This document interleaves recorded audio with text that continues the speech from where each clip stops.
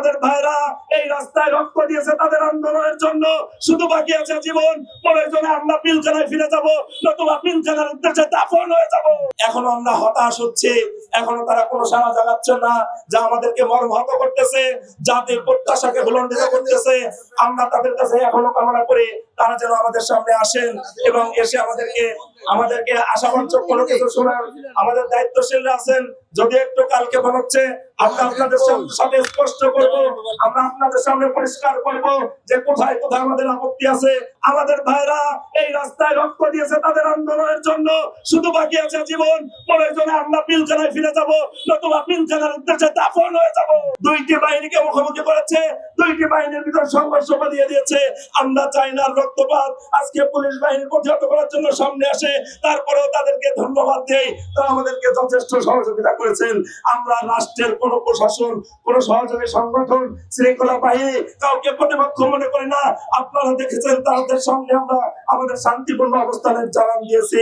সামনেও আবার আমরা একত্রিত হব, আপনি শেষ দেখে যাব কবে এই সত্য উদ্ঘাটন হবে এবং এই জাতি সন্তুষ্ট হবে যে এই মিডিয়ার সদস্য মুসলিম ছিল, তারা নিবৃত্ত ছিল। আমার ভাইরা এখনো কারাগারে দুকে দুকে মরছে, প্রতিনিয়ত 1 মাস 2 মাস বা একাধিক সময় দেখতে পাই কারাগার থেকে মিডিয়ার লাশ আসতেছে। আমরা সেখানে ন্যায় বিচার থেকে বঞ্চিত হয়েছি। কারাবাসের সময় শেষ হয়েছে, মিথ্যা থেকে অজুহাত দিয়ে অপরাধী সাব্যস্ত করা হয়েছে।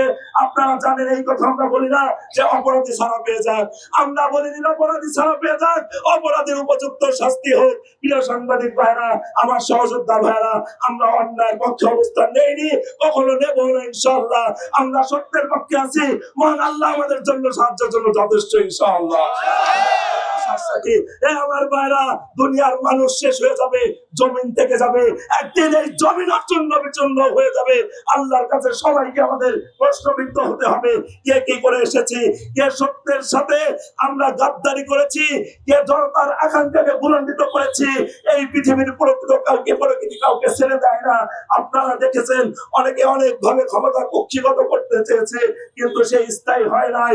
সেই ইতিহাসের কালো অধ্যায় রচনা করেছে এই মিডিয়া, তার সংগ্রামের দ্বারা আমাদের চাওয়া পাওয়া নিয়ে ইতিহাসের সোনালী অধ্যায় রচনা করবে ইনশাআল্লাহ।